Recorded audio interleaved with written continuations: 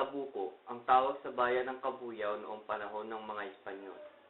January 16, 1571 ay ipinahayag ng Adelantado Miguel Lopez de Legazpi na ang Tabuco ay maging isang enkomienda o bayanan sa ilalim ng pamumuno ni Gaspar Ramirez. Ang bayan ng Cabuyao ay binubuo ng 18 barangay at ang bawat lugar sa bayang ito ay mayroong iba't ibang kwento, mga kwento ng ating kasaysayan.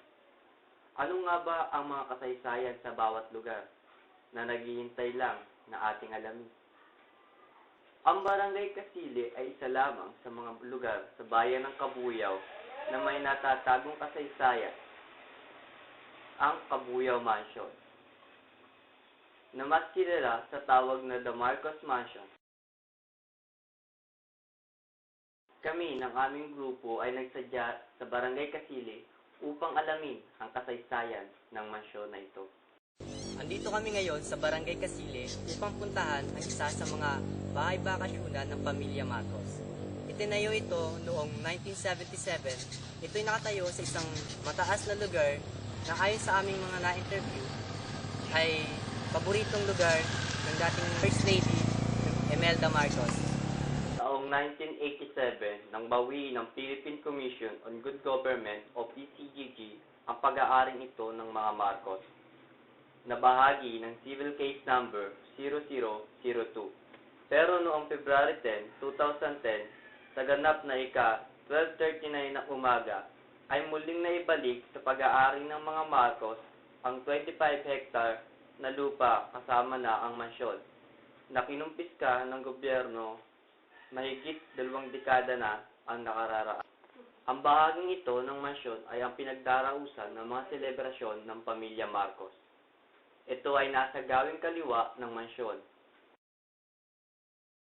Sa entrada pa lang ng bahaging ito ng mansyon ay makikita na agad ang mapa ng Pilipinas na sa magkabilang gilid ay ang larawan ng dating Pangulong Marcos at ang dating First Lady Imelda Marcos. Halatang napabayaan na ang bahaging ito ng mansyon. Sa loob nito ay makikita ang isang billiard table at isang painting na malakas at maganda.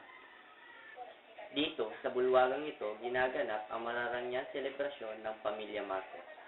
Tulad na lamang na itaas dito ang karawan ng dating First Lady Imelda Marcos, 3 taon na ang nakararaan.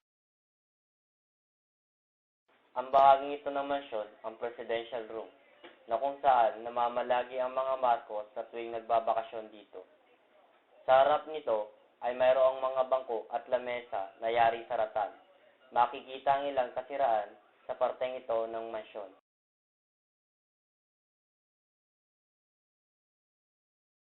Ito ang tulay na nagkokonekta sa magkabilang bahagi ng mansyon. At sa ibaba nito, namin nakilala si Mrs. Cornelia Aguilia. Kasi may mga narinig ako dito noon na ito daw kasi itong lupa, ano talaga ng mga yulo. Yulo, ano po yung... Mga yulo, sila yung may-ari dito na Kanluba. yung mga... Mahasindero. Mahasindero. Oo. Itong malawak na ito, itong lupay na ito, pag-aari ng mga yulo. So parang binigay lang daw siya itong portion na ito sa mga Marcoses. Marcos, parang... Oo, kaya napatayo daw ito. Ngayon, di ba, kung napapansin nyo, nasa mataas ito. Opo. Mahilig daw kasi si Imelda sa mga matataas na Lugar po, mga ano talaga. Oo, kaya kung mapapansin mo, meron din siya doon sa...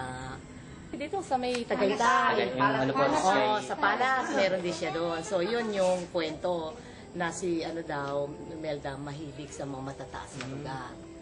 Yan. Tapos, kung mapapansin nyo, yung... Nakasilip ba kayo doon? Diyan sa bintana. Opo. Ayan, nandun yung mga family picture nila. Kasi, di ba, alam ng lahat 3 lang ang anak. Opo. Pero may pang-4 doon. May pang-4. Oo. So, may mga hearsay na May mga asawa. anak din daw ni Marcos. Ni Marcos po. Pero hindi ko na alam kung kaninong babae. Isang bagay lang ang mababakas sa mansyong ito sa tuwing mababanggit ito sa mga nakatatanda. Ang lagi nilang naaalala, ang marahas na martial law. Itinayo ang mansyon 5 taon na ang nakalilipas mula nang ideklara ng dating Pangulong Marcos ang martial law noong September 22, 1972. Ayon kay Tatay Antonio Fernandez, isang barangay tanod sa Casile, na sa tuwing nagbabakasyon ang dating Pangulong Marcos sa mansyon, ay nakapalibot sa lugar ang mga sundalo na tagapangalaga sa seguridad ng dating Pangulo. Hindi man kami nakapasok sa loob ng mansyon, napasok at nalaman naman namin ang parte nito sa ating kasaysayan.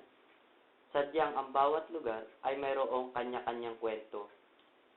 Lugar na hindi mo malalamang naging malaking bahagi pala ng ating kasaysayan. Kung hindi mo tutuklasin, aalamin at pag-aaralan. Ako po si Peter Andrade at ito ang The Marcos Mansion.